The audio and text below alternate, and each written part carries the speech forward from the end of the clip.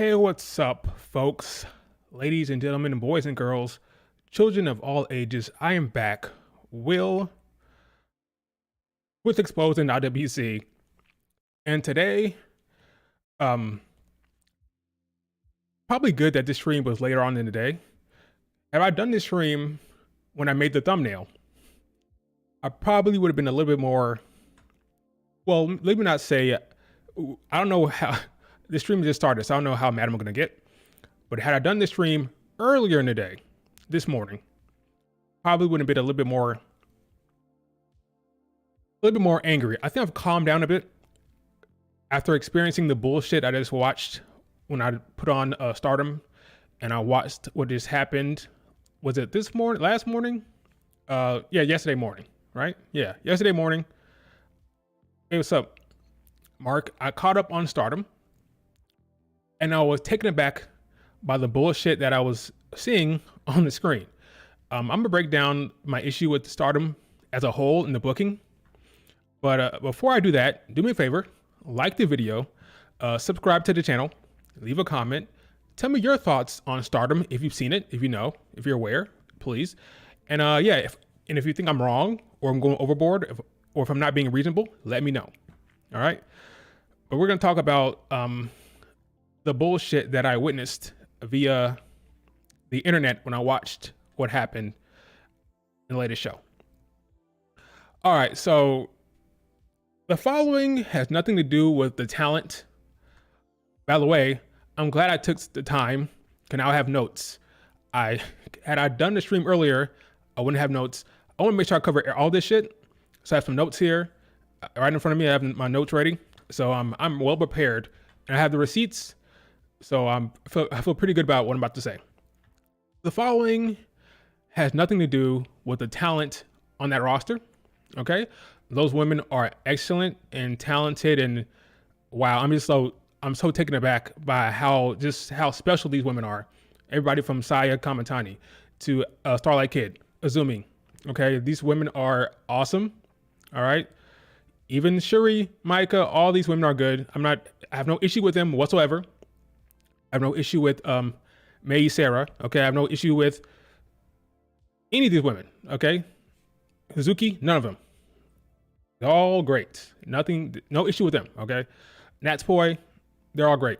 My issue is with Bushiroad and the booker that is Taro Okada, and the clowns over there for that promotion who's booking by the seat of their clown pants. Like it's all willy nilly. They're having a laugh over there. It's booking like crazy, and none of it is making sense to me. Maybe it's making sense to them, but from my mind, it's not. All right. So let's be clear. The talent had nothing to do with this. It's not anyone's fault, but the bookers at hand. All right. So let me get this straight. So let me just make sure I have this again, because I have notes here. All right. Let me just understand this situation here. All right. Let me just make sure I got it right. This entire tournament. Okay. We just had the Stardom 5-star GP Grand Prix, right? This entire Stardom tournament has been about taking down the heel faction that is hate. Okay, that's been the entire backdrop of the story. I don't care what anybody says. That's what it's been. You had hate interweaving in all these damn matches, interfering on the sidelines all the way. Okay, you had Natsuko Tora the entire time interfering, getting into the matches. All these pulling some strings here and there, okay? The entire backdrop of this tournament has been stopping this evil faction called Hates, okay? That's what it's been. So in my mind, this entire time, there had to be two winners, okay? It had to be Maika or probably Saya Kamatani if they wanted to take more of an ambitious route, okay? Because she's heel, okay? We all know the story. Maika lost to Natsuko, okay? Kamatani turned. She said, she went in the ring and said, "I'm here to make you cry." You know, that line she gave her, right? She turned heel. So in my mind, it was two options. Maika wins the tournament and takes out Tora, or Kamatani wins the tournament and it kicks Tora out, beats her for the title, and she takes over, whatever. It would have been a different route, more ambitious, maybe more compelling, maybe. Maybe the Maika fans would be upset about that, but that was another option they could have went. Now, That's what the entire tournament has been about. Taking down hate. All right. So in my mind, okay, I use my brain. I pride myself. Okay, when it comes to pro wrestling, let's be honest, I agree with Becky Lynch. Becky Lynch said pro wrestling is 90% storytelling and the rest of it in ring. I agree with her.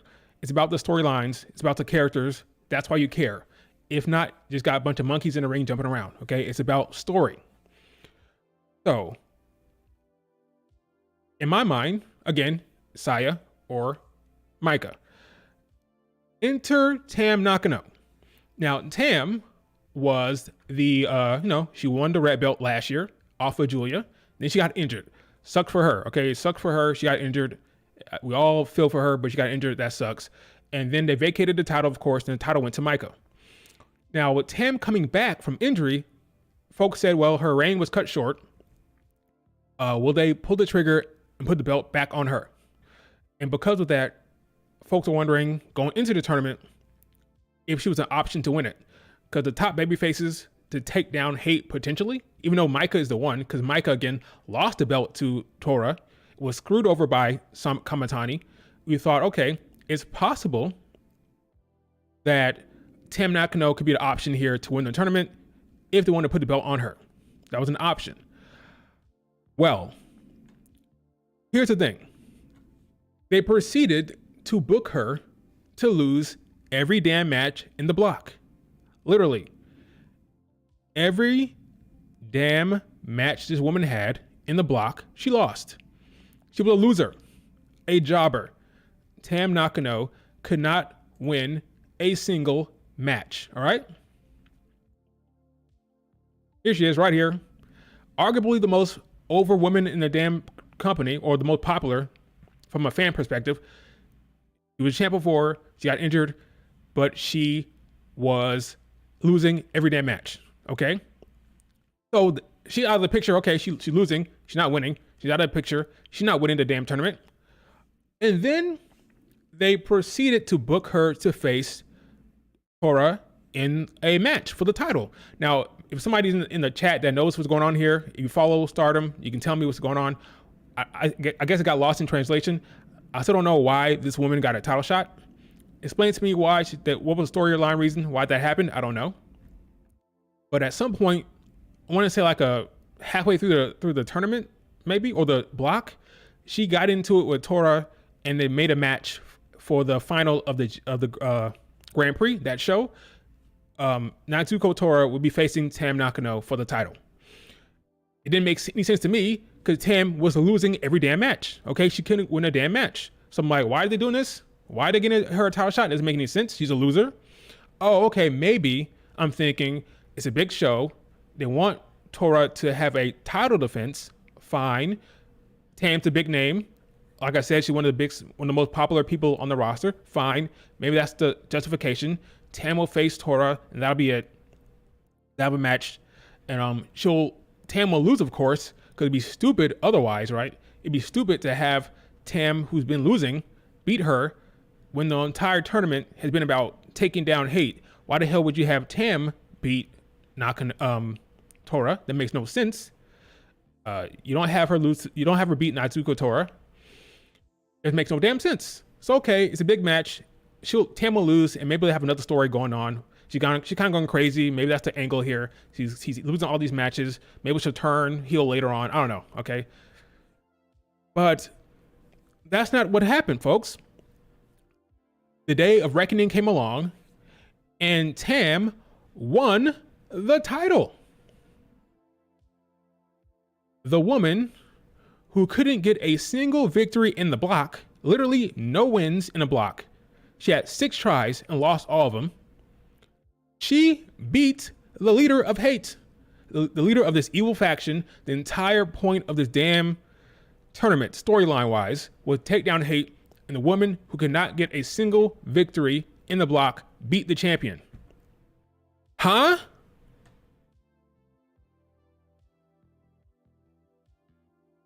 Excuse me? Like, what? Why? Not only did she beat the champion, she beat her literally before the final, before the GP final. She beat her, making the storyline completely irrelevant when it comes to that tournament victory, because the woman she already defeated Tora. It's over. Huh? So it turns out the tournament had nothing to do with taking down Natsuko Tora because Tam did it.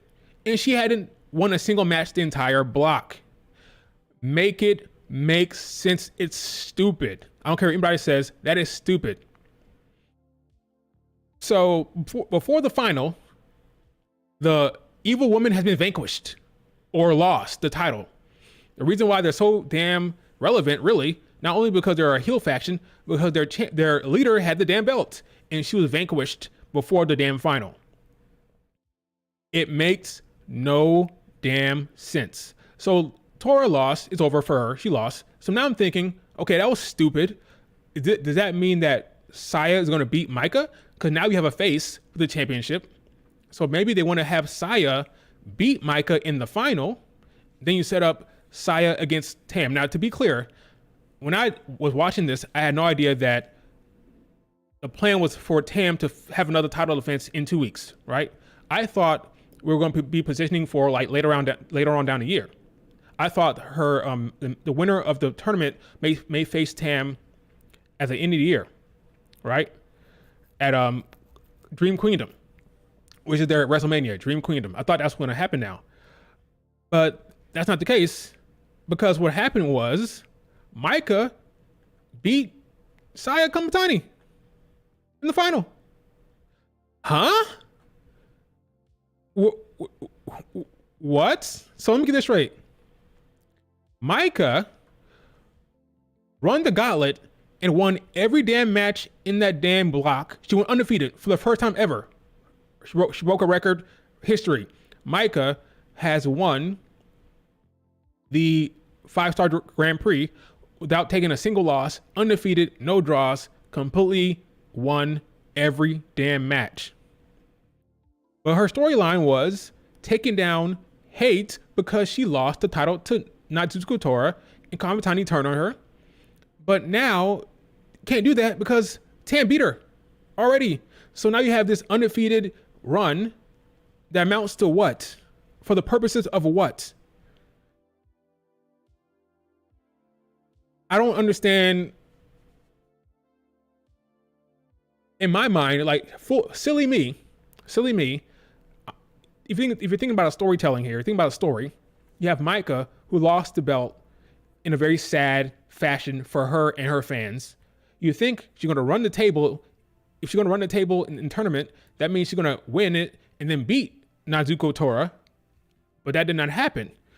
So what's the point of any of this? What was the point of all this hate bullshit when Micah was not going to be the one to defeat her? It's going to be Tam Nakano. It makes no damn sense. I don't care what you say. It's stupid. No redemption tour for Micah because Tam already beat her. So what's the point of this? It's a disgrace of the highest order. And now she has to now turn around and face Tam for the championship in 2 weeks. What? So you have a face versus face. Micah, who ran the entire gauntlet, didn't lose a single match, is facing somebody who lost every damn match, but the person who lost the match is going to be champion going into the match. Make it make sense. It does not. It is stupid. All right. It makes no sense whatsoever. I don't care what anybody says. That is nonsensical. I don't care if you're the biggest Joshi stan. I don't care if you're the biggest Stardom stan. That is stupid. Tam literally did not win a single match. She's going to be champion now. And the woman who did win every match is going to be the challenger. And guess what? Micah's probably going to lose. The woman who went undefeated in the tournament is going to lose to the woman who didn't win a single match in the tournament. Okada, you are a fraud, okay? You are booking like a fraud. You think you're clever, you think you're cool, you think you're slick with this bullshit. You're not. It is stupid. And you keep it up, your women are going to get hip to it and they're going to leave. Just like Kyrie did, just like Giulia did. Keep bullshitting. Go ahead, keep bullshitting with this nonsensical booking. It makes no sense. It's not satisfying. It's going too fast.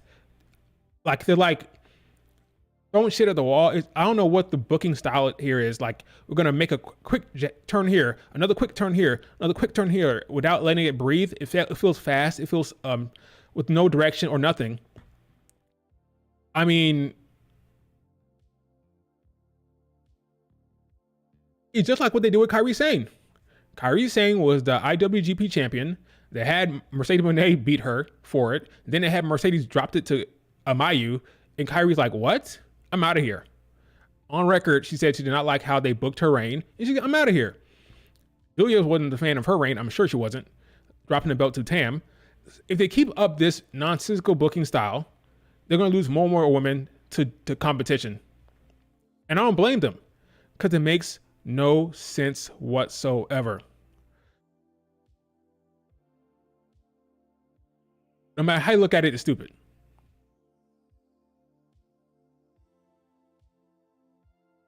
Like, if Tam wins, then Micah, her undefeated run in the Grand Prix was just to set up Tam's new reign, like to establish her as champion. She beats Micah, so that's stupid. But if Micah beats Tam 2 weeks from now, that means Tam was the shortest reign in the history, which is why Tam is probably going to win. But then why would you even bother giving Micah this freaking run here, making her the first ever undefeated person in this damn tournament, just for her to lose in 2 weeks?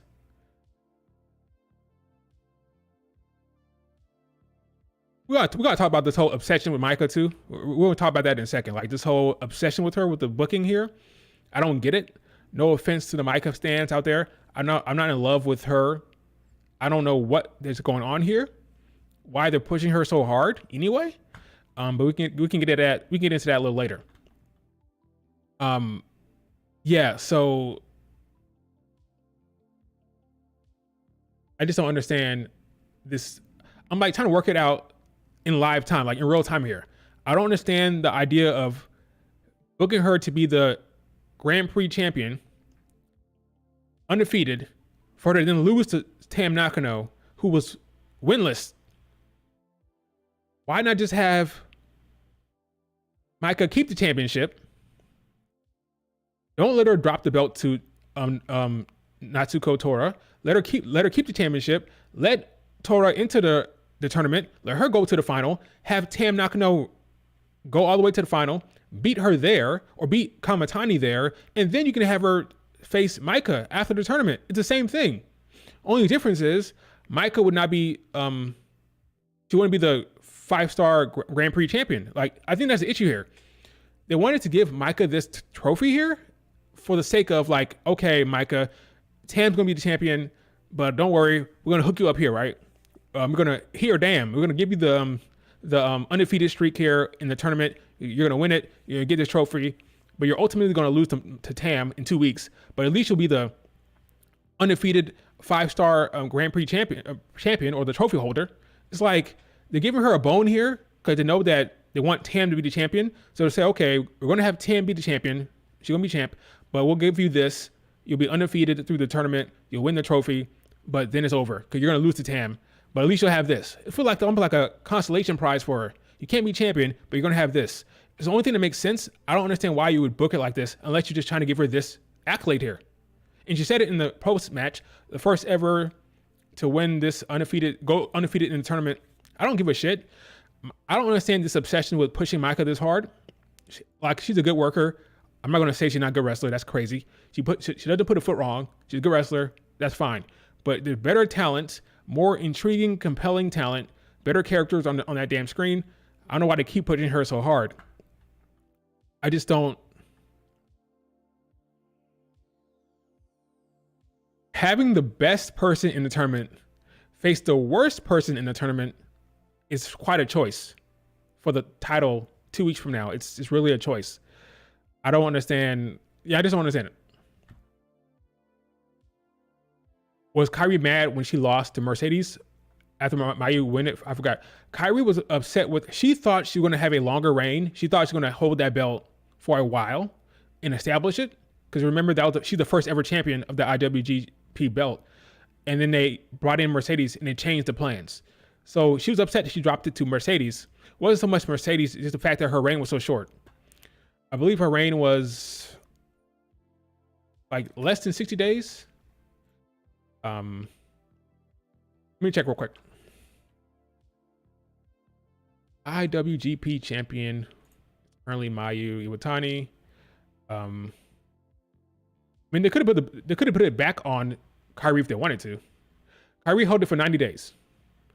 They held it for 90 days and dropped it to Monet, and then Monet held it for 64 days, and then freaking Mayu has held it ever since. So she's upset.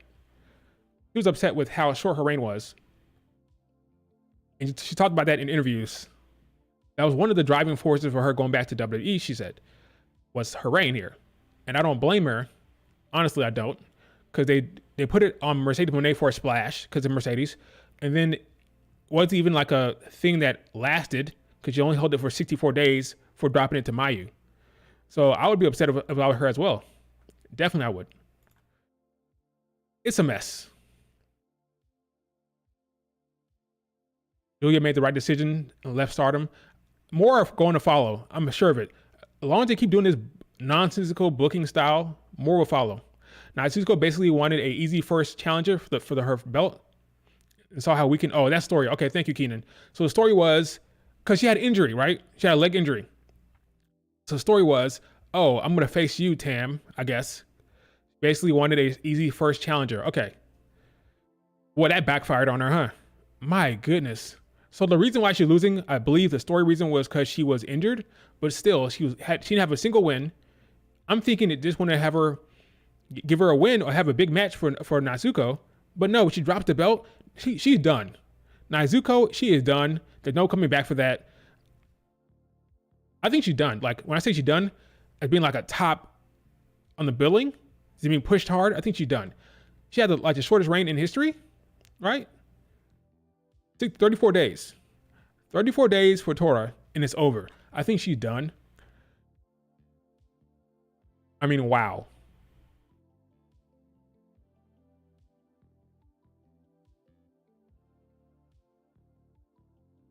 It's they had a story right there with Saya. Right there. They could have used Saya Kamatani. She could have won the tournament and used that storyline to have her turn on Natsuko and take over Hate and then destroy the faction from the beginning. Because if you remember, Saya lost Queen's Quest due to the stipulation with Natsuko. So, in Edeltai at the time. So they could have used that storyline to propel and push Saya Kamatani, have her turn on Hate, destroy that faction from the inside, and have her win the championship at Dream Queendom. That's what they could have done. That would have been more compelling, more interesting. I don't have an issue with them not doing what they want. Like a lot of people get mad when things don't happen the way they want it. That's not the problem here. The problem is it doesn't make any sense. Had it made sense, but it was something different, that'd be one thing. But this doesn't make any sense. That's the problem I'm having. And that's why I was mad this morning when I saw what the hell happened. Is everything's happened really rapidly, really quick, without any rhyme or reason, and it's not. There's so many different routes to go. I'm confused at why they're going the dumb route or the nonsensical route. That's my issue here. And I'm sure this visual of I'm sure some fans are happy to see the visual of the Cosmic Angels and Tam. I'm sure this folks who love Tam and the visual of all them together with Natsuko here and Ano. Yeah, this is a great visual, I'm sure, but it doesn't make any sense. Okay, I'm happy for the group. I'm happy for the Cosmic Angels, all right, but it doesn't make any sense, and I can't pretend like it makes sense when it's stupid. Okay, it's just stupid. So this is how the timeline has been. All right, here's the timeline.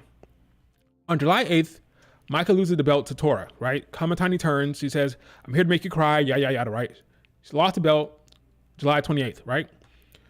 Tournament starts the next month in August. Micah runs the table, goes undefeated in the tournament, and wins it. Freaking Tam goes winless, 0-6. On August 31st, Micah completes the undefeated run, right? And then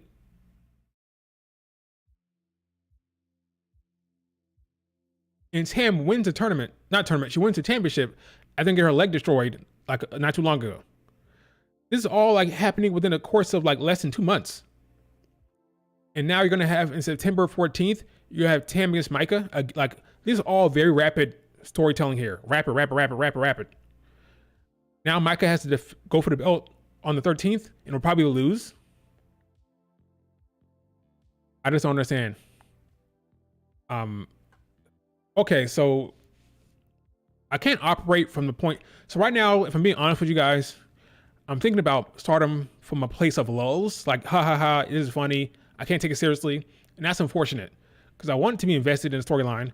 I want to be invested in the promotion. But right now, as much as the talent is great, I love the talent on the roster. Like I said before, these women are ridiculously amazing in the ring. A lot of these women are so talented. Right now, in my mind, I'm looking at it from the place of the promotion, storytelling is a joke, and I can't really take it seriously because I don't be upset anymore. Like the thought I had this morning, that feeling I had, I don't want to have that. So I'm like, okay, maybe I should just not take it super seriously, kind of look at it like LOL, like don't take the storytelling seriously, which is a shame because I want to be invested in storylines. But if it's going to be this nonsensical and this silly, maybe it's best to not like take it don't pay attention to it. But that's this. I don't want to enjoy it like that. I just can't enjoy it like that. I want to be invested in storylines. I want to care. But if it's going to be like this, like crazy, like I've been seeing folks over the years, like not over the years, but over the last few months, laughing and complaining about Stardom. I didn't take it any seriously. I didn't take it seriously, but now I see what's going on here. Like the booking from these folks is nonsensical. It's crazy.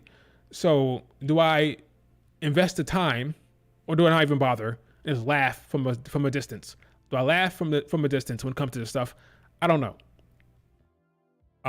If I had to guess, what's going to happen next, which is kind of like silly considering what I've saw, like considering what I'm seeing right now, it's kind of dumb to predict anything. But if I had to guess what's going on here, again, Tam is going to be champion, going all the way to Dream Queendom. I think Natsuko Tora is done. I think Kamatani is going to take over. And she's going to get pushed as a top heel. And you're going to get Tam Nakano taking on Saya Kamatani at Dream Queendom. And I think Saya will probably be her there. So Saya will beat Tam Nakano at the end of the year. But there's so many different ways it could have gone about it. There's so many better ways they could have done it. But I think that's what they're going to. I think Natsuko is done. I think Tam finished her off basically in the minds of the fans, and now she's so weak in the minds of the fans, they have no choice but to pivot to Kamatani being the leader. You're going to have the heel leader of Kamatani taking down Tam Nakano because Micah's going to lose. I don't see why they would have Tam win the belt the way she did, then to lose the belt 2 weeks later. No, she's going to retain. Micah's going to be out of the picture, but she'll still have that accolade of winning the Grand Prix with an undefeated streak, right? She'll have that, but Tam will win. She'll beat her, and then you set up Saya Kamatani against Tam at the end of the year because they're clearly invested in Saya, which is why I thought they're going to give her the win here, but they didn't. So Saya will probably win, and that'll probably be the better option, honestly. That makes sense. Saya, I think the world of her. I think she's amazing, super talented. She's captivating. She's interesting. She's compelling, far more compelling than Micah is. More of a star than Micah is, if I'm being completely honest with you. So I understand why they would want to push her as the face, potentially. I'd be on board with that, but I just don't trust the booking here. It's so stupid. It's stupid. It really is. But yeah, that's what I think is going to happen. I think Saya will be the leader here, and we'll see where it goes.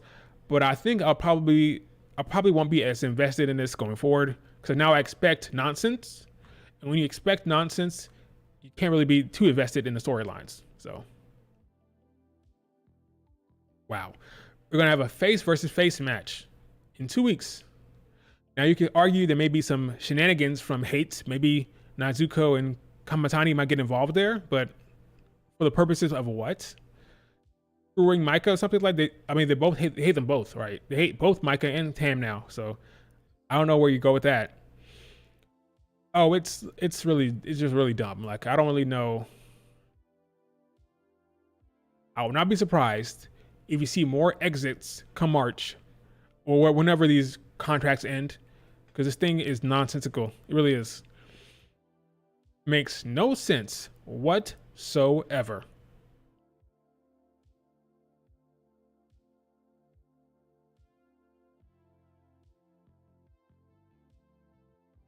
Wow. At least Kyrie and Io could become tag champions soon. That's probably like end of the year if that happens. End of the year. I'm happy Tam won the belt back because it gives me the feeling of how it was before. And how was it before? How was it when Tam was champion? I'm fine with her winning the belt back, but why not use the tournament to do it? Like, this entire tournament had been about taking down Hate. So why not just have her win the damn tournament and then face Tora there? Oh, but then Micah, who gives a shit about Micah? Who cares? Tell the story. Have Tam win the damn tournament and face Natsuko, Tora in 2 weeks. Why not do that? She facing Micah now. You could have Tam and Micah on opposite sides of the brackets. They face each other in the final, right? Tam beats her in the final of the 5-star Grand Prix. And then you have Tam against Natsuko Tora in 2 weeks. Why go the stupid route of having her lose all her damn matches and having this nonsensical reason for setting up this title match? Why not just have Tam win the damn thing? I'm confused. Are they trying to like spare Micah's feelings? You could have had her go to the end. You could have had Micah go undefeated and then lose in the final to Tam. Because guess what? She's going to lose anyway to Tam in 2 weeks anyway. So I'm confused. Why did she have to have the accolade of, oh, I won the tournament, the undefeated streak? Who cares about Micah? I'm sorry. She's a fine wrestler. She's good in the ring. But who cares? Like, why they acting like it's such a big deal? I don't understand. Like, who cares? She's okay. Like, I don't get it. I don't get the Micah obsession. I don't. I'm not hating on this woman. She's a good talent. She's a good wrestler. I don't understand the obsession. I just don't. Maybe you can explain it. Why do you think they're pushing Micah so hard? Why do you think she's being presented like the ace? Why is she the ace right now for the company, basically? Why? Undefeated. Even Mayu didn't go undefeated. Mayu lost like twice. So Mayu Iwatani can lose, but not Micah. Who cares? Yeah, Keenan. Natsuko is done. She's done. 34-day reign. It's over. She's going to get supplanted by Kamatani. I'm telling you right now. Saya Kamatani is going to be the leader of Hate. And Natsuko Tora, she'll be like a henchman or the muscle or something like that. A heater for Saya. Saya's going to be the leader of that group. I don't hate that move because it makes sense. Saya is a talent, but I feel sorry for her. It's over. There's no coming back from that. 34-day reign. It is over. I think you're going to lose more women. I think more women will be leaving Stardom here in the future. Try out finer pastures, whether that's Marigold, whether that's taking a gamble in the WWE, whatever. But if this booking continues like this, and I think it probably will, I don't see why it wouldn't. More and more women will get fed up, like Kyrie saying, like Giulia, and get the hell out of there. All right? It's really bad. It's really, really bad. Boy, howdy. Unbelievable stuff, folks. I cannot believe it. What I was watching, like, trash booking of the highest order. There's no excuse. No excuse for that nonsense we witnessed. Not at all. Any other questions about Stardom while we're at it? I think I did pretty good there. I was pretty calm with my somebody said that Natsuko Tora being a transitional champion is common. Sure, her being a heel transitional champion is common, but it's unnecessary considering the fact that Micah is going to face Tam anyway. Micah is going to be facing Tam in 2 weeks. So what's the point of having this entire transitional nonsense when you're going to have Tam beat Micah anyway? Like I said before, I think it was just about giving Micah this accolade. All right, Micah, here you go. You're going to be the 5-star Grand Prix winner, undefeated. Here you go. Here's an accolade for you. Here, damn, take that. And then Tam will be champion. Person we actually want to be the star, Tam Nakano, she'll be champion. Guess what? She ain't all that either. Now, Tam Nakano is a great storyteller in the ring. That's her whole thing. Oh, I'm a great storyteller, right? And she can wrestle her ass off for sure. But she ain't all that either, okay? She ain't all that either. No disrespect, okay? I know she's popular. I know they love her, okay? But she ain't all that, all right? She's okay. She's a good wrestler. Good wrestler. I'm not going to say that she's not. Good performer. Good storyteller in the ring. Great. But I don't know. It is what it is, okay? I just don't know. I'm learning as I go about the booking here and Bushiroad's tactics. I'm learning about it. You have a feeling that booking is going to get worse for other wrestlers in the near future, calling it. Yeah, I wouldn't be surprised. Now that I saw what's happened here, I absolutely believe that the booking will get worse for sure. Absolutely. I have no reason to believe otherwise. It's bad. I don't know how, because I don't know how the internet reacted. Keenan, do you know? How did the internet react to this? Were they positive? Were they happy about it? I don't know. Because I was not online. I was muting folks because I didn't want to know what happened. I didn't want to get spoiled. Do you know how folks have been responding to this stuff? Have they been upset? Did they enjoy it? Did they like the moves? What do you think? I was not paying attention at all to the online discourse around this booking. Crazy though. Oh boy. Absolute trash booking.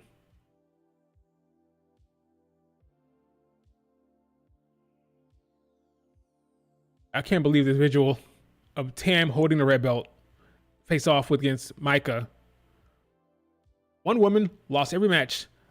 Other woman was undefeated. And the woman who lost every match is champion. 50-50.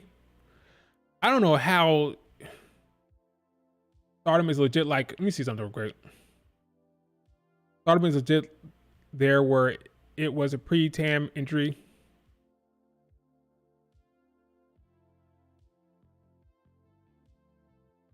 Okay. You haven't seen any reactions? Interesting. Let me see something real quick.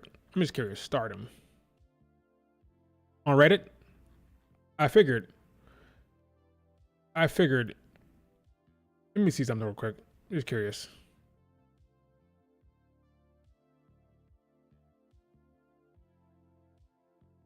Can I get any indication on the reaction to this nonsense?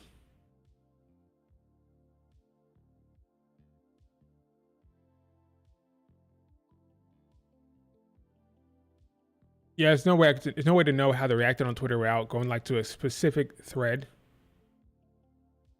Yeah, it's crazy though. Bad booking for Stardom continues. That could see more women leaving the company. Yeah, I thought about that. I think it could happen. I think more women will be heading out if this continues. I personally believe that Saya winning and turning heel would, yeah, I thought so too. I thought that'd be the most compelling route to have Saya win and then turn on hate. That would have been the most interesting route to go. But they went the route of putting the belt back on Tam Nakano. It's really like a bizarre booking decision. It really is. I'm not sure why Hazuki is still there. Like, she's somebody who should have been left. Like, her talent dictates a better bookings. Like, she yet to win a singles title there. I'm surprised that Hazuki is still there. Like, honestly, if they're not going to give her the belt by now, yeah, I don't understand that one. Yeah, it was so it's right there for him. It's right there for him to have Saya Kamatani win that thing and turn on her and turn on the heat, turn on hate. Considering what happened to her in Queen's Quest, I thought that was the route they're gonna go. Did not happen. Really, really weird stuff.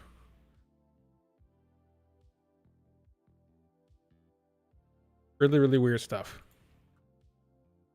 Any other news? I don't know. Let's see. Any other news? So okay, I'll put a stop on that rant. Anything else happen? You let me know. You tell me. Thank you so much for the super chat. Huge Momo fan. Why won't they give her a push? They won't give Momo a push because Momo is. I thought, here's another thing. Okay, when I was pitching the whole the turn for, again, thank you for the super chat.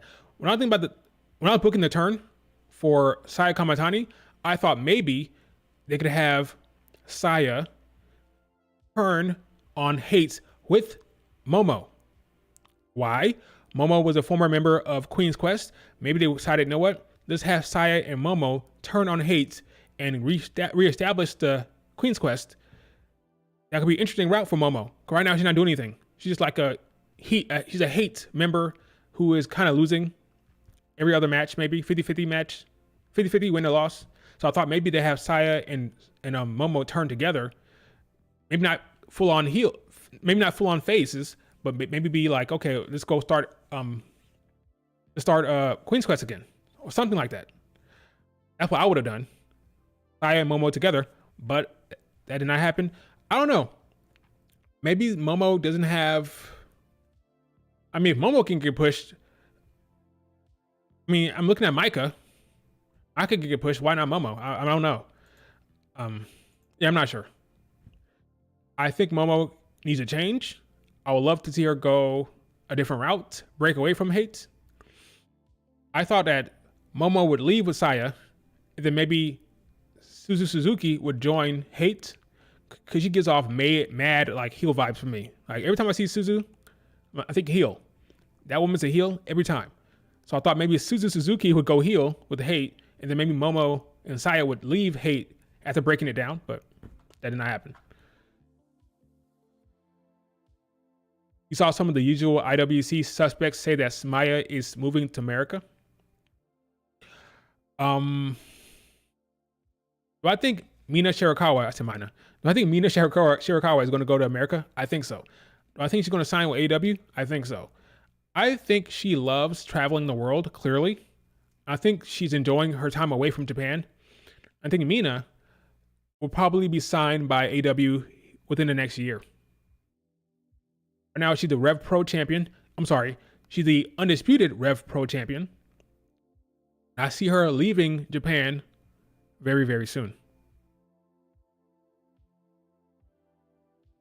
Yeah, but Momo, I think she would have been great to turn with Saya, but probably not getting that, because I think now Saya is going to be leader. I think she's going to be the leader of the hate now.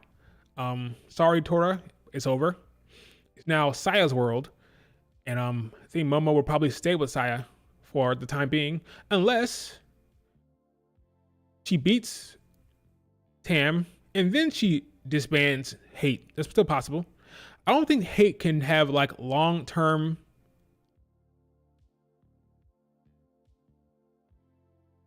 I'm thinking about this in real time. I don't think hate has long-term like sustainability. I think that faction is too big, and ultimately something's going to happen at some point. There'll be a turn of some sort, and I think that faction was not for the long term, not for the long haul. I don't think. So yeah, she can move in with you. I'm sure you'll love that. Yeah, Mina Shirakawa, AEW, that's happening eventually. When? I don't know. I don't know though. Wonder what else.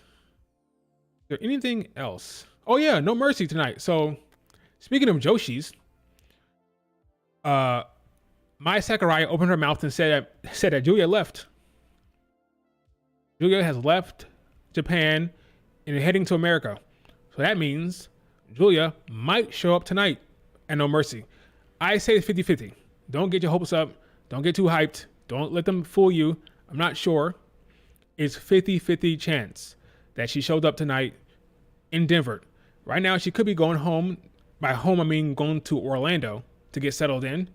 There's no guarantee that she's going to pop up in Denver, but she is going to America. She's there now, so it's possible.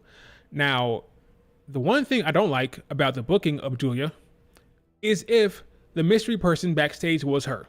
We don't know what happened on NXT. Jada Parker slapped the hell out of Roxanne Perez, and Jada Parker saw somebody in a near distance and said, "Hey, I heard about you. You can get this work too." Something like that.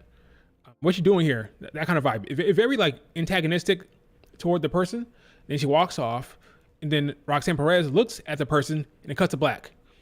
I think it would be very, very dumb, very, very dumb to have the first interaction between Roxanne and Giulia to be off screen.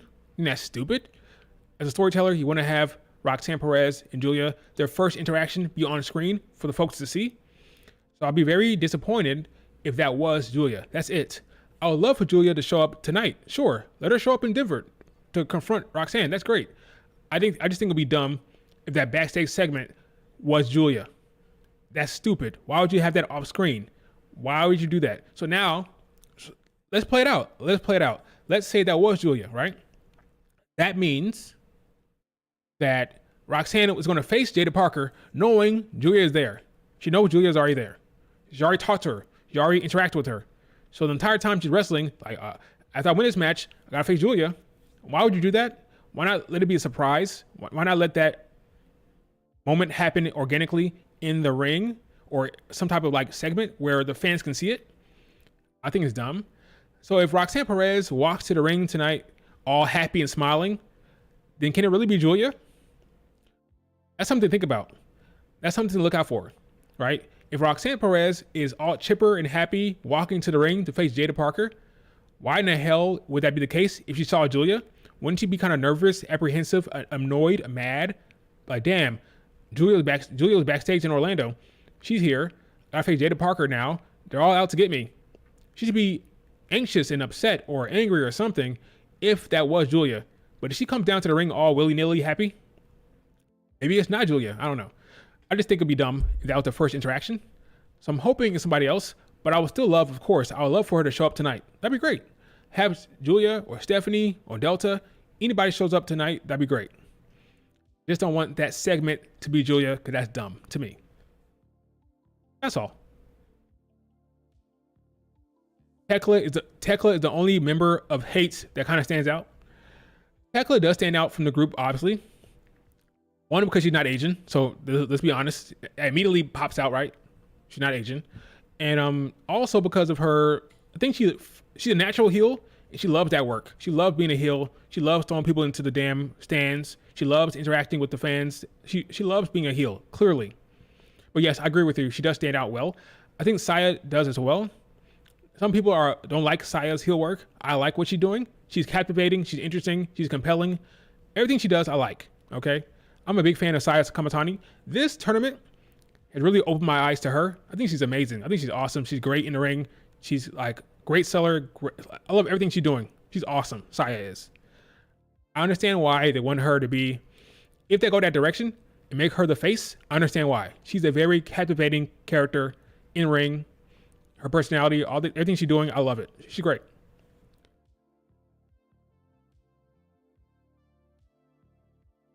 $50-50 chance that we could see Stephanie, Giulia, or Delta. Yeah, I agree. It's 50-50. Because remember one thing, the main event is not Roxanne Jada Parker. The main event is going to be Joe Hendry against Ethan Page with a special guest referee, Trick Williams. So, if Giulia does show up, you're going to confront her, and then we get another match, right? That's possible. I'm not saying Roxanne has the main event for Giulia to show up, but it's something to think about. It's something to think about. If Giulia comes out there, get an interaction between the two, then they leave, then we get the main event. If that makes sense to you, then fine. It could happen, sure. Let me stop hitting my mic. It could happen.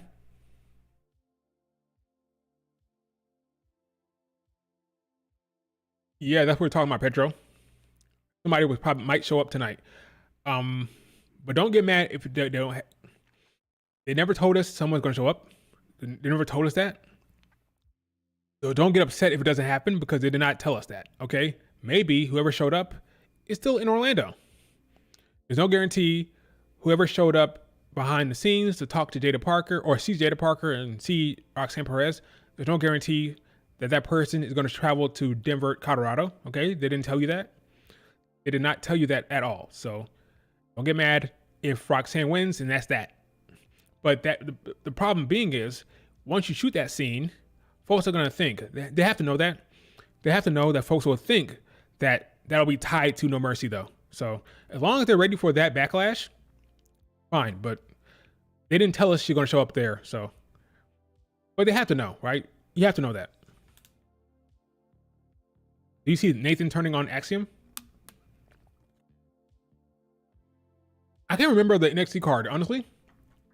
Did they have a match? No Mercy. Do they have a match at No Mercy? Let's see. I honestly don't remember. That bad? They sure do. They sure do.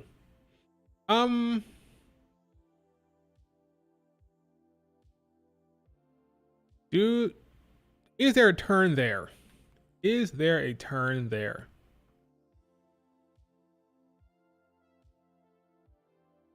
Maybe. 50-50. 50-50. Maybe.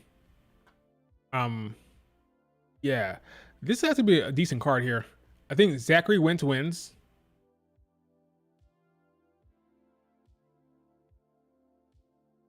Thank you, Miracle Mark. Appreciate that. I try to be logical. I try to. Like for example, when everybody and their mom was saying that the Terror Twins were gonna lose. They all said that Dom and Liv were gonna win. Like no. Based on the fact that Triple H is booking it, and Triple H loves Rhea Ripley, and he loves Damian Priest, and there's no way in hell he's gonna book them to take another pin and back-to-back PLEs. Right there. That's all you had to know. That bit right there. Rhea Ripley, Damian Priest are not taking pins back to back. It doesn't matter what other thing happens in the storyline. That was a fact that I knew was not going to be broken. No way they were going to get pinned again. And that's all it really took to get that right. So yeah, I try to be logical and think before, like, try to remove emotion from it. Try my best. So Zachary Wentz is going to beat Wesley because Zachary Wentz is a TNA superstar, and Wesley was shitting on TNA. So it'd be a very bad look to have Wesley beat Zachary after basically saying TNA sucks. Basically what he said. You're a TNA star, I'm WWE, therefore I'm better than you. It's basically his promo. That's the entirety of his promo. Therefore, Zachary Wentz will win to show a good relationship between TNA and WWE. Zachary will win. And Zachary just became champion, by the way. I forgot what belt he won. What belt did he win? He is now the current X Division champion, right? Okay. So now he's the champion of the X Division. So you don't want the champion to lose. So Zachary will beat Wesley. KSU will beat Nathan Frazier and Axiom. Because why the hell would you put the belt back on them immediately? And then maybe you do get a heel turn there, right?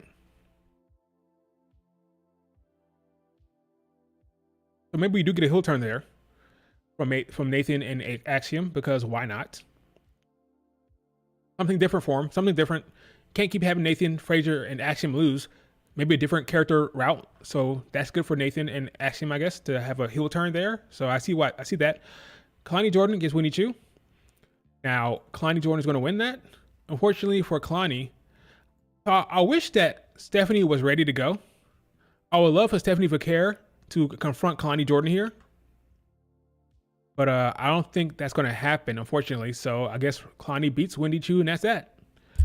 Another filler feud for Kalani Jordan. She'll beat Wendy Chu, and that'll be that.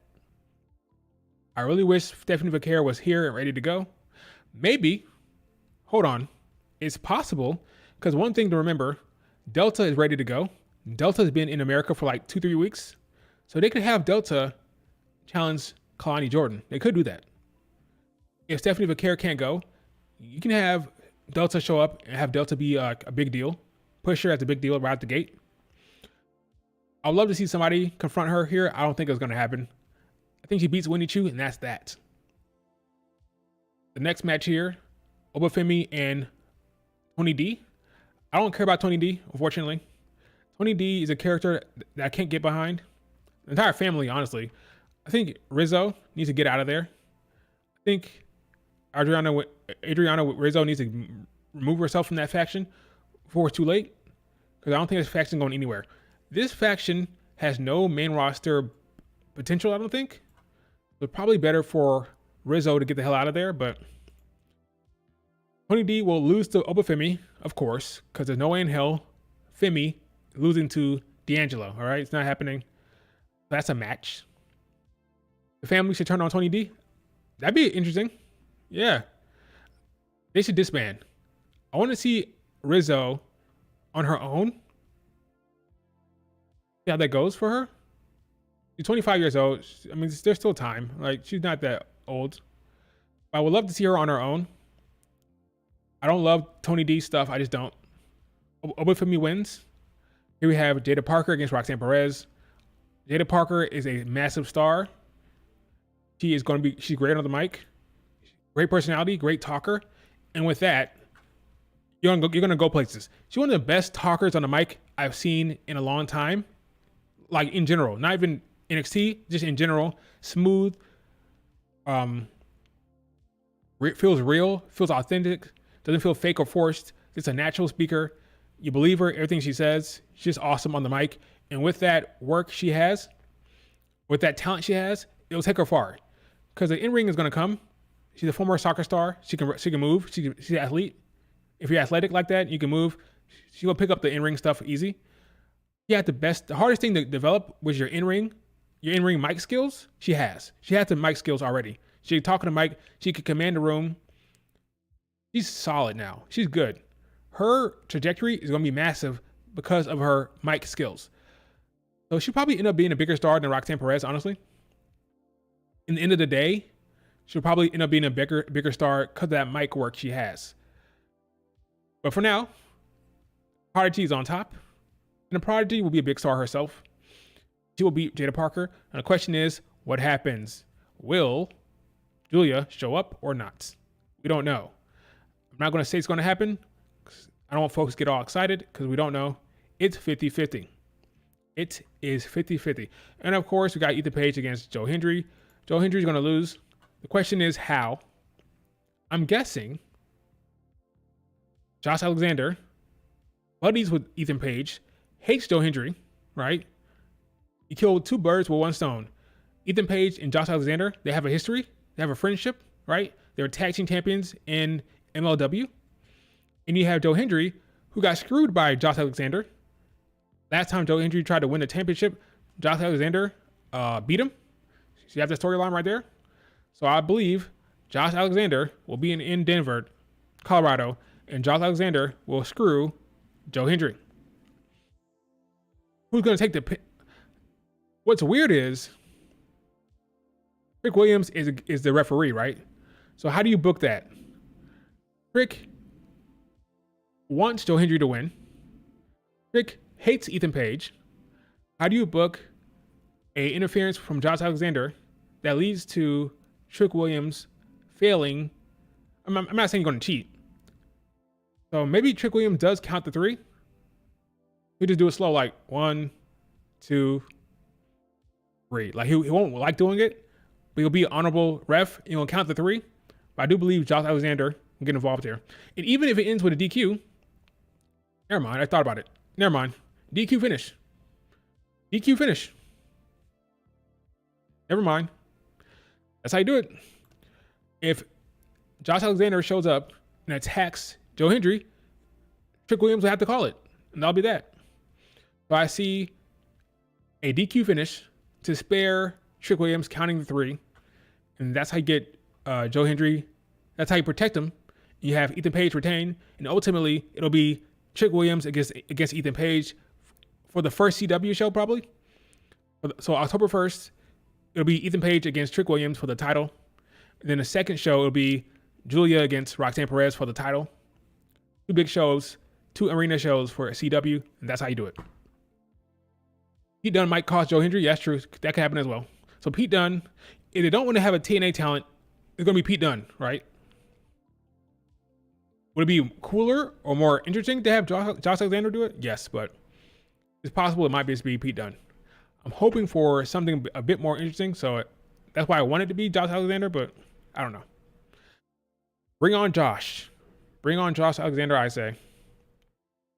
That's more interesting than Pete Dunne. No offense to Pete Dunne, but Josh Alexander would be the way to go for me. So yeah, that's the breakdown pretty much of the show tonight. Should be exciting. Should be interesting. All these matches are pretty straightforward. I think they're all predictable. Jackie wins. Chase U wins. Kalani Jordan wins. Obafemi wins. Perez wins. And Ethan Page wins. Yeah, every match is predictable. Like I said before, that does not matter. As long as the story beats are good, the outcome can be predictable, right? It doesn't matter who wins as long as the story beats are good. TNA always tapping their shows before a big NXT show. Oh, taping. I said tapping. Yeah, tapping. Always taping. Yeah.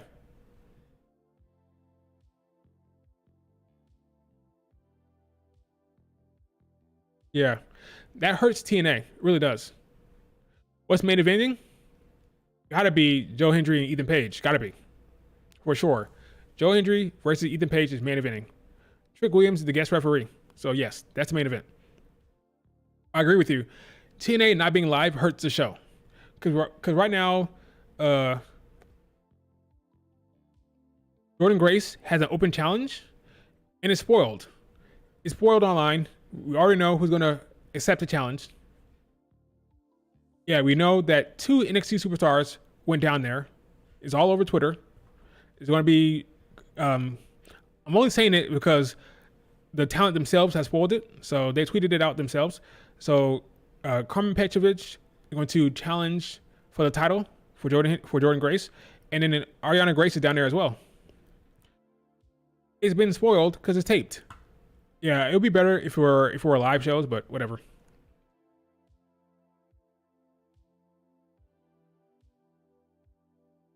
Right. Yeah, Roxanne Perez is not main eventing that show. Not with Joe Hendry, Trick Williams in the same match. No way in hell. The fans believe in Joe Hendry. That's the big match. That's the main event. Jada Parker, I love Jada Parker, but that's not it. Not for No Mercy. There's no real story there because it's a filler. It's a filler storyline. So, I'm gonna ask the chat something real quick. You know, there's not that many people in here. I'm gonna ask the question: will Giulia show up? Yay or nay? Will she show up? Will Giulia-san show up tonight?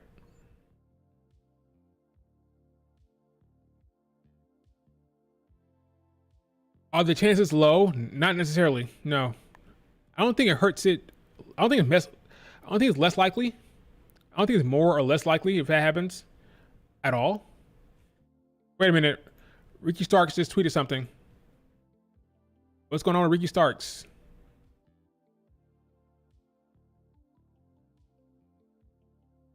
Okay. Ricky Starks is saying he didn't turn down shit. Enough is enough. Usually I don't speak on this, but it's tired. I never turned down anything ever. Just stop. So Ricky Starks is saying he never turned down anything. All these reports that said that he turned down a pitch that never happened is bullshit. Wow. Things are starting to heat up, folks. Things are starting to heat up in the AW realm. Ricky Starks saying he did not turn down shit. Enough's enough. He's not taking that shit anymore. He's going to call it out. He did not turn down any pitches from Tony Khan and the crew. Wow. Your question about Roxanne Perez and Jada Parker, I don't think that hurts it, the possibilities. If Giulia shows up, I don't think that matters for that. I don't think so. I think it could be the I agree. You would think that Roxanne Perez and Jada Parker would main event for Giulia's sake, for that spectacle, for that moment, but it's not necessarily a foregone thing. I think, a foregone conclusion. I think it can still happen. I think it still can be the co-main event, and she can show up there. It's still possible. Would I love the idea? No, but it's still possible. Sure. What's the other stage? What's the other stage? You could do Giulia showing up for the first time on screen. Like you have her being backstage or being rumored. Like, what would you prefer? What would you prefer? Knowing how with Cody Rhodes, Cody showed up for the first time at WrestleMania. There are all these rumors. The story was Seth Rollins wanted a big match, right? He wanted to have a match at main event. Well, he wanted to have a match at WrestleMania, right? He wanted a WrestleMania match. They wouldn't give him one. He got mad, got angry. He was complaining. And eventually Vince said, you know what? Fine. I found an opponent for you. I got somebody. It'll be a surprise, right? He showed up at Mania. Cody Rhodes comes out. Would you want to do the same thing?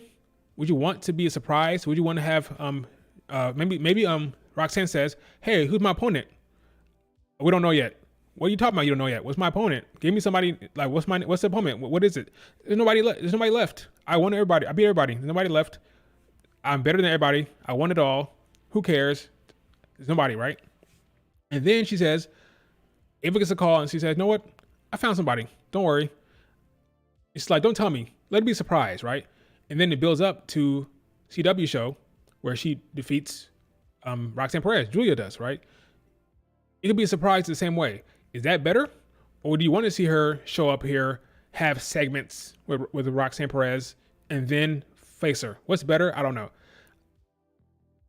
I think the surprise of her showing up for the first time, similar to Cody Rhodes, would be awesome. Can you imagine the arena, the first time we see Giulia, she walks down the ramp, her music hits, get that Gloria theme for the first time? That'd be cool.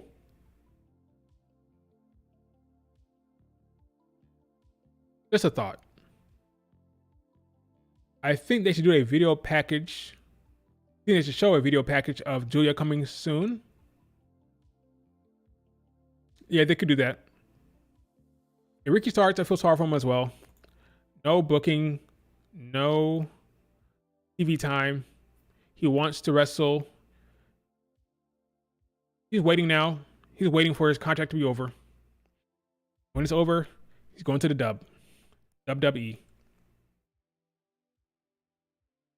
I agree with you, Solar. If Giulia does show up, that'll be the talking point, not Joe Hendry, Ethan Page. Because again, the result is obvious, in my opinion. We all know that Ethan Page will retain. There's no way they're going to put that belt on Joe Hendry. Because I think Trick Williams has to be the one to take down Ethan Page. So if Trick Williams is going to be the guy, Joe Hendry has to lose. The big talking point will be Giulia. That'd be the big talking point. Do they want that? Is it a problem? Will it hurt the show? No. 50-50. 50-50. 50-50 that she shows up.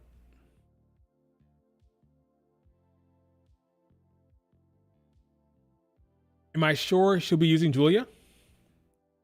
I don't see why not. She owns it, right? He says, hey, Triple H. I mean, they made all these damn... Here's an example, right? What's her face? Jade Cargill. She has her theme. It's the same theme she used in AEW. If Giulia owns it, I think she does, because she was using it in Marigold. If she owns it or she has rights to it, I can see her using it for WWE. Why not? Doesn't hurt anything. You can say it's a part of my character, it's a part of my presentation. I want to use it. And what are they going to do? They're going to deny her that? I don't think so. I think if she wants that theme, she'll have it. Yeah, she has the rights. I think if she wants it, she'll have it. So I'm going to assume that she'll have rights to that in the WWE and they'll use it, because why not? You just have to make the case. Just make the case that it is a part of your character and it's important to you and your fans, and I think they'll use it. Just like Jade Cargill used it. Hers, right? Interesting stuff from Ricky Starks. Let's see something great.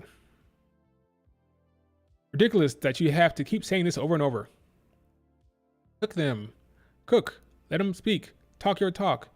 Ricky being Ricky. Whoops. Apologies. Sorry. Keep dealing with this king. Yeah, it sucks for him, man. It really does.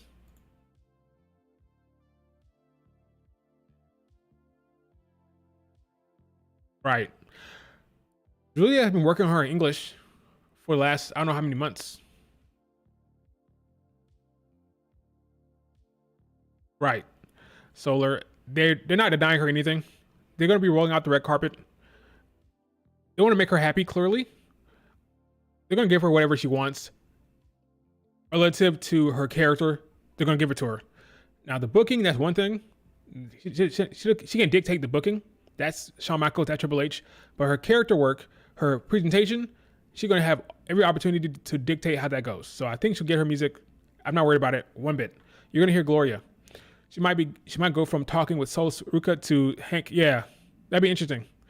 How she maneuvers backstage. Hey, if EO can do it, if Sari can do it, Sari, what a fumble. If Kyrie can do it, she'll be fine. Yeah, she's gonna be treated so well. She's gonna be treated so well. And all the Joshis like Tomoka, Inaba, Starlight Kid, Yamahashi, what's her face?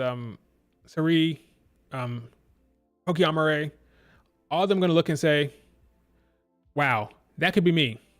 I could be that. I can get that kind of push. And they're gonna go to WWE eventually. We'll see.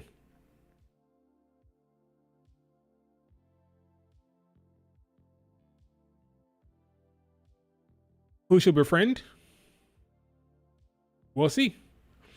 Why'd you be like somebody random, like Danny Palmer or something like that?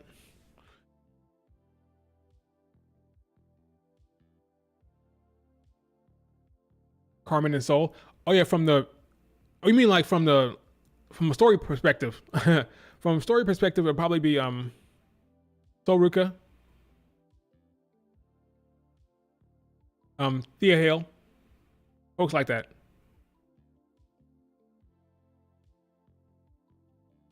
Yeah, I think that ship has sailed. Buzz Wrench. I think she's gonna be in AW. So no WWE for Mina Shirakawa. No WWE for her. Giulia would chase you? That'd be hilarious. It's gonna happen. Giulia's a goofball. She's a goofball herself. Like, if you follow her on Twitter, you follow her like this her social media stuff. She's a goofball, a big goofball. She really is. You're gonna fit right in with the goofiness of NXT for sure. You fit right in.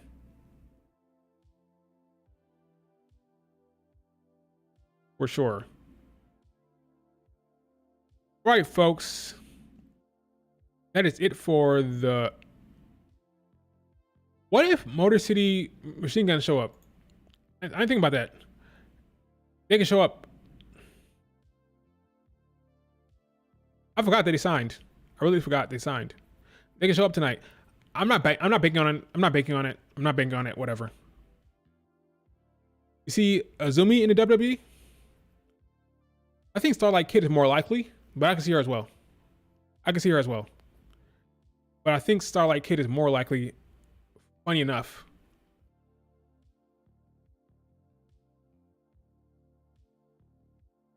But I think everybody will be watching Giulia. Cerise says she'll be watching Giulia. So Starlight Kid will watch her. Tomoka want to watch her. They'll all be watching to see how she booked. She's gonna be booked like a goddess. And that'll actually like change how folks see it. Now that could be me. Especially Koki Amare. Koki Amare, he is tailor-made for the WWE push, okay? Koki Amare has said over and over again that she wants to be a big star in America anyway. Koki Amare going to be monitoring that push because she has the best. Her comparison is the best to that kind of push because of her look. Because of her star power. She has the same kind of traits to Giulia in the sense that she's marketable to the West. She's going to be monitoring very closely what happens with Giulia.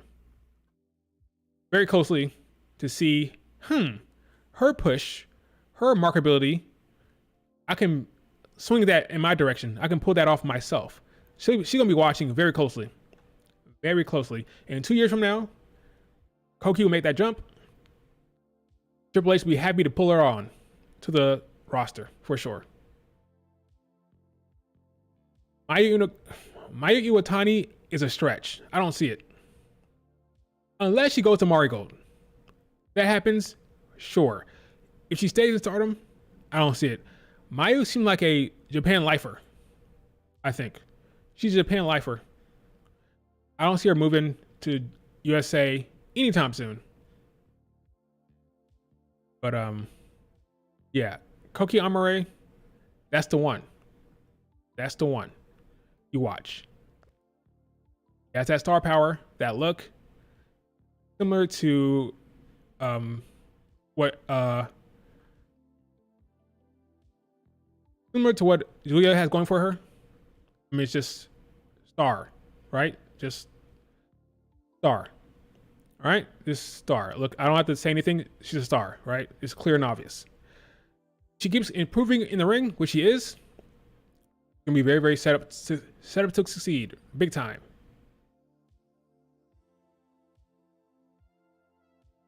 No, Starlight Kid has said that when she went to WrestleMania, she said that she saw herself in the ring.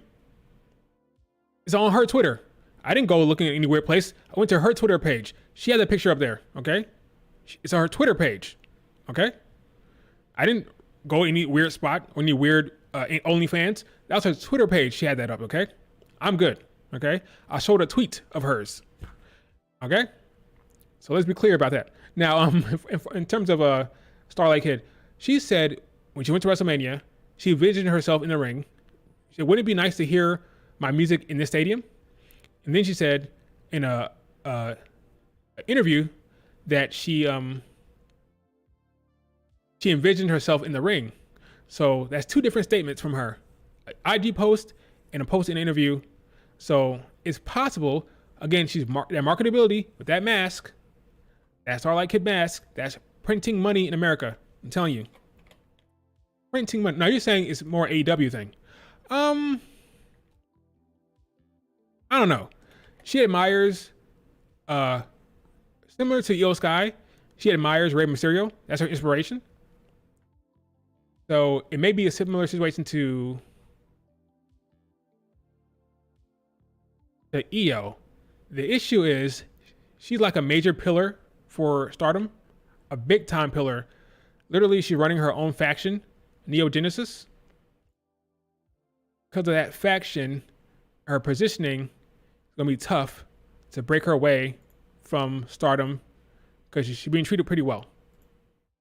But yeah, here's her faction with Azumi and Mei Sarah and Suzuki.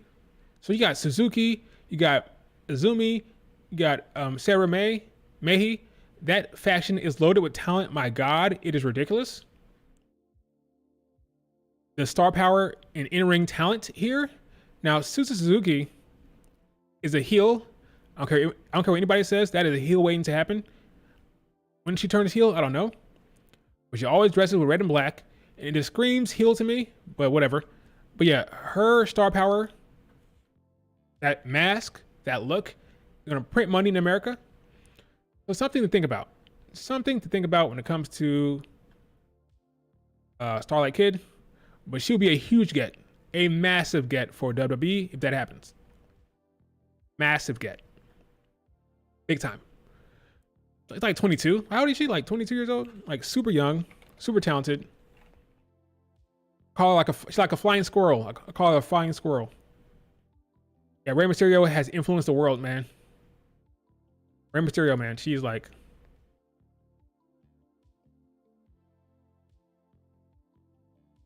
What's a weird speculation? Pedro, what's a weird speculation? What is a weird speculation? Triple H seems like a bigger Joshi fan than Tony Khan. Because Tony Khan picked Mariah May over Giulia. Tony Khan was not going to get Giulia anyway. Giulia was not happy. She clearly sees how Tony Khan is treating Rossi. So that's over. That was never going to be a thing. Nobody who loves Rossi nobody has a close relationship with Rossi, I think, is going to make that move to AEW. I don't think. It's possible, but I don't think. Oh, Starlight going to AEW? Okay. Yeah. I don't see it. It's possible, but I think WWE has a chance because of the Rey Mysterio influence and because of what you said about WrestleMania. I see that. So that's the only thing. That's the only thing. Maybe once Giulia shows up, I'll do a separate video breaking down Tomoka Inabe, breaking down Koki Amare, breaking down Sari, breaking down Starlight Kid, breaking down Yamashita as folks that I could see going to WWE. Those 5 Joshis probably have the best chance.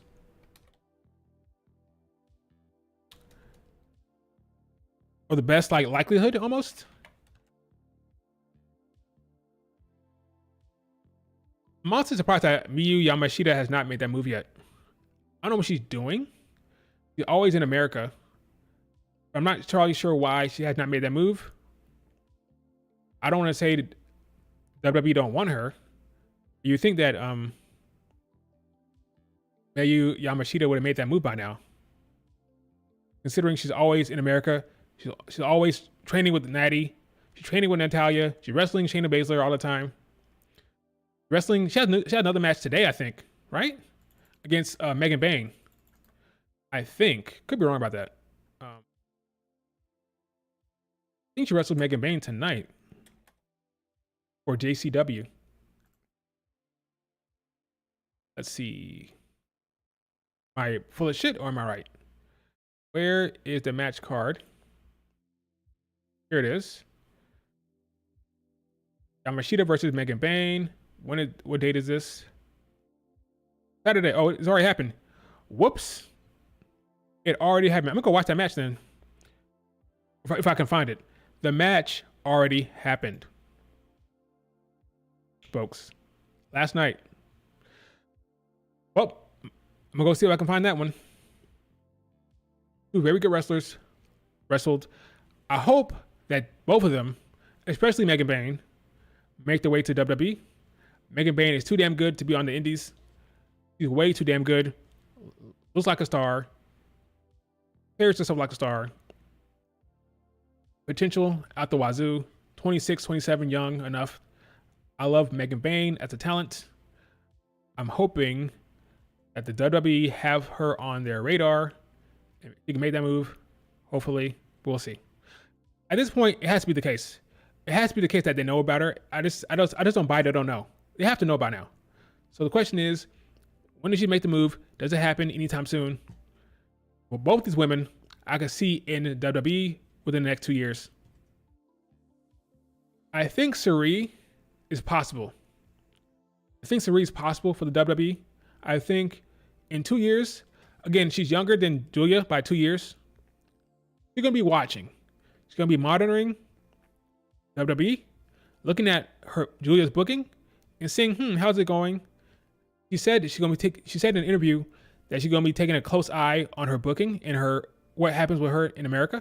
So she's going to be watching very closely. And I think because she has a relationship with WWE already, she knows Shawn Michaels, she knows these people already. I think it's up to her. It's on her. If she wants it, it's there for her. And I think in 2 years, 2-3 years, she'll make a try again. Hopefully it happens because that was a legitimate fumble. No news on Dakota Kai that I've seen. Think she's still injured? Right? Am I crazy? Still injured, right?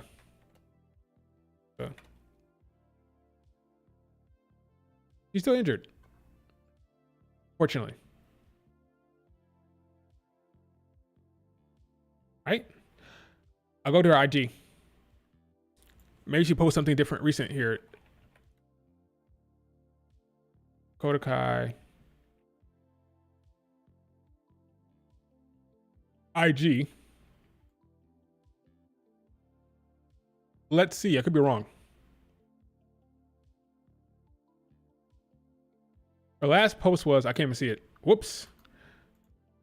Gotta re-sign into Instagram. Her last post was 2 weeks ago. Yep, so we don't know. We have no idea.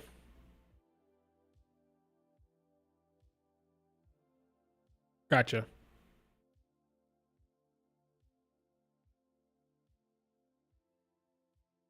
My key. I'm not familiar with her. I'll be honest with you. Oh, okay. I've seen her before. I see her all the time. She's all over the damn timeline. I see her all the damn time on Twitter. I have not seen her wrestle. Did she work for? She worked for Yeah, figured. I don't follow Tokyo Joshi Pro Wrestling. Only person I know from that promotion is Yamashita. I don't follow it at all, so I can't speak to her how good she is in the ring. But I see her all the time online. Like, she pops up on my timeline all the time. Her look, for sure. She has a look that would translate very quickly. But I'll confess, I'm not familiar with her game. I've not seen her wrestle, so can't tell you how good she is. But her look, for sure. She has a very, very marketable look.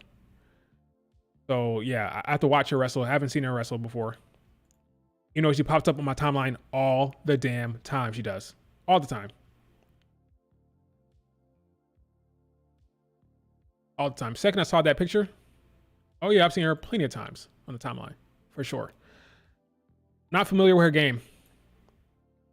Really, I'm watching Stardom, I'm watching Mari Gold, and there's some stuff here and there. No, I do not think she shows up in AW ever. She's close to Rossi. And didn't say a single bad word about WWE. Every time she had an interview, every time they ask her about the WWE, she didn't say a single bad thing about them. She's always positive about her time there. She always, if anything, she's almost like too self-deprecating. She'll say like, I didn't cut it, or I didn't do a good job, or she makes it about her. It was not her fault at all. She's very self-deprecating when it comes to WWE talk. So I do think she will not go to AEW. She's keeping that door open, I think. Working with Rossi, Margot champion. You're keeping that door open for a chance. I would love to see her travel with Margot to America, because Margot is coming to Las Vegas for Mania weekend. Would love to see her down there. Love to see her wrestle somebody from the main roster card. So that'd be great. I think with Margot being in Las Vegas, there's women who will not be on the card for Mania who will get a chance to wrestle on the Margot card, I think. And I think she'll be touching and rubbing shoulders with the NXT talent. She'll meet up with Giulia again. I believe she's going to come to Las Vegas and meet up with Giulia again. And then there could be some talking. Now, one thing to think about with Sari, she is running her own shows, right? She is a promoter in Japan, and her shows are very good. Last match she did for her show, like she runs her own shows in Japan. The last match had Azumi and Natsuko, and that thing was amazing. It was an amazing match. One of my favorite matches of the year she did. So her shows are very well done and very popular over there. So in order to make that move back to the States, she'll have to let that go and be done with that. I don't think she's ready to do that anytime soon, but 2-3 years, she could. I think she could. But I think she's going to travel to America with Margot, I hope. And then she can rub shoulders with Shawn Michaels and Rossi, with Giulia, stuff like that. CEO again, see Kairi Sane. And I think there may be some talking there. But her shows are great. Her shows are very entertaining. Like her next show, I think it has Mayu Iwatani. Yep. Here's the next show. She's teaming up with Mayu. Great, entertaining, fun, dream tag team she has. But she has her own thing. She's Margot champion. She's champion for Seedling. And she has her own shows. She is killing the game in Japan. But maybe in 2-3 years, she gets bored. She wants to go back to the States. Mayu hates traveling to America in her own, like that's her own thing. She hates that. But I think it's possible she shows up in AW. Yes, but it probably would have happened by now, right? That would have happened by now if she wanted to. So it's not something she's actively pursuing. She's not actively searching for AEW spots or AEW matches, but it could happen later on. Right now, I think she's content being the IWGP champion.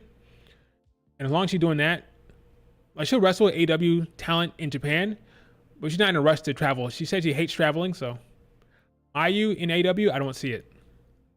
She's going to be a Stardom lifer, or she'll move to Marigold maybe for a spell, but I doubt it. The woman had a movie made about her. I think she's content with her situation. Maybe if she drops the belt, if she drops the IWGP belt, if she resigns, it's over. Like whenever her next contract comes up, she signs again, I think it's done. But we'll see what happens. We'll see what happens if she stays another 2 years in Marigold. I mean, in a Stardom. We'll see. Yes, there you go, Pedro. Sarai is Sarai. Sarai was in NXT. She was underutilized. Wasn't given the opportunity she should have been. She left NXT and became amazing. Became one of the best in the world. She was a fumble. A legitimate fumble by WWE. They had her in their grasp and they screwed it up. Because of John Laurinaitis, because of Bruce Richard, Shawn Michaels, whoever's to blame, they fucked it up. They had one of the best in the world and they messed it up. So next time around, let her keep her name, Sarai, which is a must. No more Sarai, that's over. She comes back as Sarai. Let her cook. Which I think is possible considering Giulia's keeping her name. So Giulia stays as Giulia. Sarai comes in as Sarai. Let her keep her presentation. This woman is amazing. She's a fantastic wrestler. Far better wrestler than Giulia, if I'm being honest. Way better wrestler than Giulia. She is a fantastic performer. She's one of my favorite wrestlers right now. And she is amazing. She deserves her opportunity to shine in a WWE. If that happens, she is great. She was Sarai in America, and they screwed it up. Okay? They screwed it up. She left. But hopefully she comes back. Here's her and Giulia. That match they had. Oh, this was the match. This was the gauntlet. The 1 minute gauntlet for Giulia's leaving for her final match. But yeah, she's amazing. Super talented. Super great. Here's her with her seedling belt. Her seedling belt. Is that the woman we just saw a second ago? Is that her? That hair style is making me think that's her. I'm not sure though. Oh, different one? Okay. My bad. Wasn't sure. But yeah, Sarai's great. Yeah, she's awesome. She is in the Dream Star. So the same tournament we talked about before. The same round robin tournament. The Margot version started like this weekend. So she's in that. Here's her matches.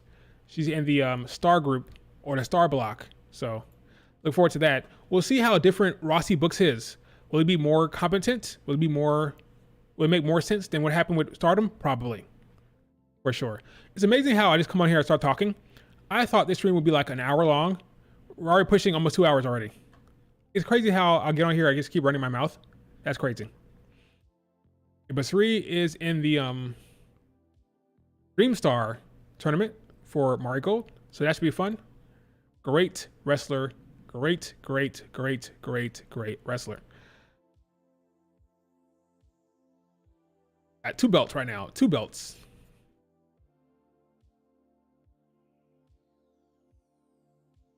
Oh, okay. Another one for WWE one day.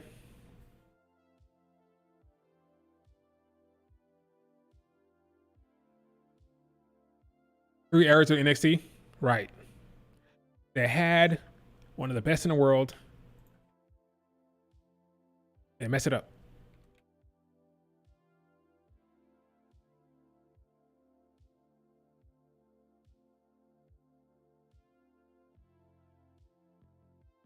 This was her in NXT. 2.0.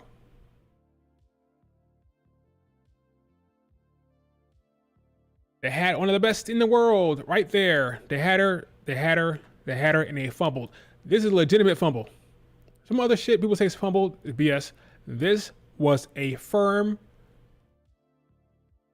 straight on, full on fumble. They had Sareee, one of the best in the world, right there, and they fumbled her. The historic proportions, I mean, epic proportions. A disgrace of the highest order. Not even so much this booking, not so much the schoolgirl thing. You know, it's kind of like stereotypical. She may not even hated this, right? Just the booking was not strong enough for her talent. She should have been booked like a beast that she is. So the second time around, hopefully it goes well for her. No more Sareee. Come in as Sareee. Be the beast that you are. She is a fantastic wrestler.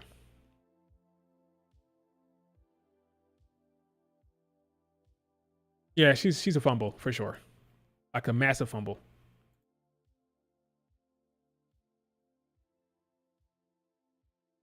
I had her getting jumped by, I want to see her face Tiffany again. Remember she got jumped backstage by Tiffany, like the mean girl thing, bullying the Asian girl gimmick.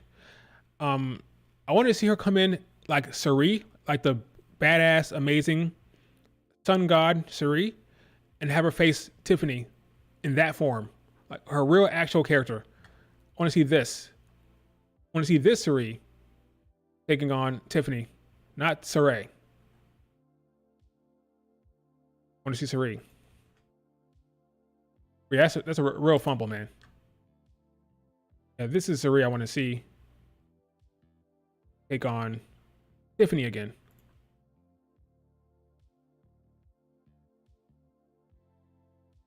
This is all I want to see, not Sareee.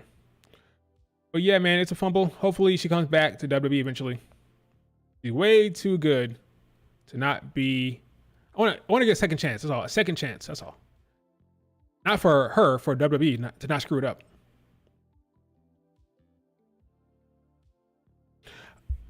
Like I said before, the barometer will be Giulia.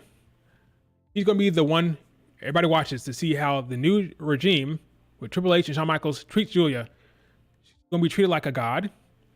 And from there, folks will make the assumption that things have changed and they can make a chance to become a superstar. Because if you go to, not I've been really paying attention to the Joshi scene, they see America, they see WWE as the big show, the big company where the stars are. So if you can present Giulia in a light that makes her look amazing, which I think they will, others can see themselves in that. They can see that representation. They can picture themselves in that spot. So we just hope that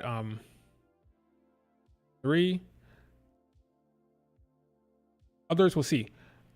Now here in this picture, Mayu and Sareee, I think Sareee is a lock for another WWE run. Mayu, I don't see it. Not right now. I don't see it for Mayu. I just don't. But I do think Sareee will watch Giulia's run. She's 2 years younger than Giulia, so there's time. I do think it will happen. She will come back to America in some form with the WWE. It'll be different for Sareee. Mayu, don't see it. The great Mayu Iwatani, I do not see it for her, but Sareee, I do see it. I do see it.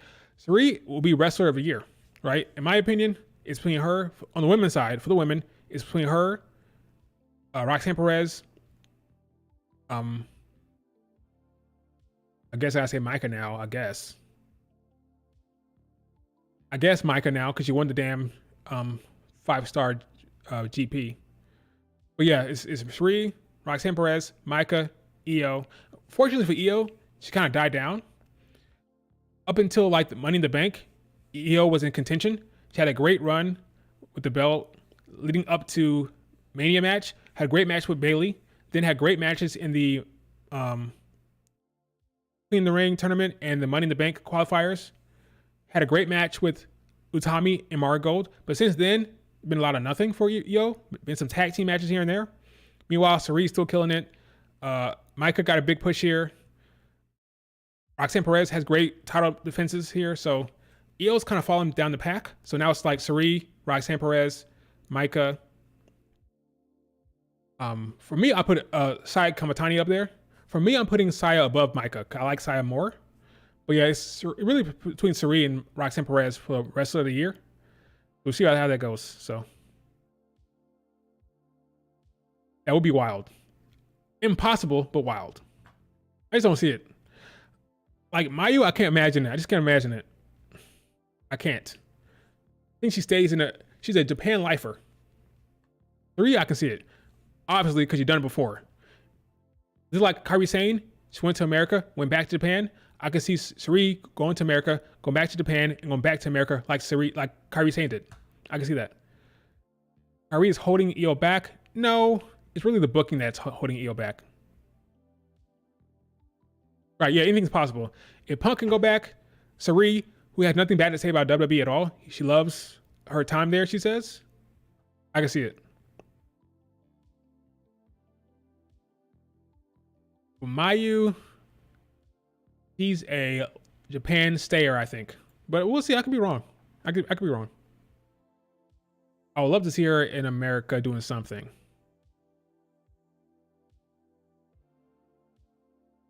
But yeah, Sari in America, I think it's very, very likely that we get another shot. Look at what her friend Giulia's doing, and she'll make the move. She'll make the move, folks. I'm confident to make that move. All right, folks. I've been saying I'm gonna wrap this stream up, and I keep not doing it. Another person, by the way, see, I can't help myself. I can't help myself. Another person, Natsuko, who's a current white belt holder. I don't see it. I don't see it. I think she's a Japan stayer or AW. I do not see Natsuko going to WWE. That I don't see. So Mayu, no for WWE. Natsuko, no for WWE. Sari, yes. Yeah. But I don't see Natsuko. I think it's her friend. Her best friend, I think, is Natsuko. I don't see it. Don't see it for Natsuko, but I do see it for Sari. Tekla has talked shit. I'm joking, not talk shit. She said that she prefers AW. And I agree with her. She should go there. From what I've seen, I think she's better fit for AW. I don't see her getting a push in WWE. I think Tekla should go to AW if she does go to America. That's her route. She prefers AW because she says she gets more control of your character. That's what she said. I agree. Go there, Tekla. Go to AW. Go to Tony Khan. See how that works for you. I think that's where she should go, though. Honestly, no shade. I think that's a better fit for her. I don't see her getting pushed that hard in a NXT. Not with the Joshis coming in. I don't think so. Yes. Giulia has more star power than Sari. Sari is better in the ring, by far. For me, at least. So that's the thing. More star power, more charisma for Giulia, for sure. But Sari, she has the talent and she has aura about her, like a certain like regalness about her. I think Sari has. She's like regal to me in the ring. Like she just comes across as the ultimate professional, the ultimate wrestler. This ultimate like. When I see Sari, I say, yeah, that's a wrestler. That presentation, her look, the confidence, her poise, like just regal, like this queen. I see when I see Sari, she can make it work in the WWE as a badass. Giulia is more fun. She'll dance on you. She'll make fun of you. She'll point at you, like that thing she did when she faced Mai Sakurai, when she was dancing in the crowd. Like that's Giulia. She's more fun. She's more of a star in that, more of an entertainer, performer. She's a showwoman. That's a word. Giulia is a showwoman, whereas Sari is like a wrestler. Giulia is more of a showwoman, more sports entertainer than Sari. So that's why I think she would adapt very well. Giulia is very fun. She's a fun performer. But Sari, regal, prestige, aura. I love Sari.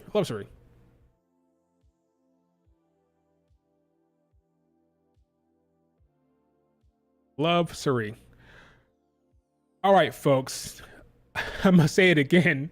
I think I'm done before I run my mouth about something else. But yeah, Suri is awesome. Wrapping it up, Stardom, their booking is embarrassing. It's kind of a joke. I think Tora Okada needs to calm it down, let things breathe, stop booking by the seat of his clown pants, and maybe take it easy with some of these decision makings, because it's not making sense to me, at least. It's not making sense, and I hope that they is at the best benefit for them to calm down, because they keep going like this, they keep booking like this, they're gonna lose the Starlight Kids, they're gonna lose the Hazukis, they're gonna lose folks like that, Suzu Suzuki. They're gonna lose those type of talent. They keep booking weird. Right now, they're booking weird. All right, guys. See you later. No Mercy is tonight. Maybe Giulia shows up. We'll see, but it should be fun. Yeah, he's a terrible booker. All right, guys. Talk to y'all later. Peace. Keep hitting my mic. It's funny.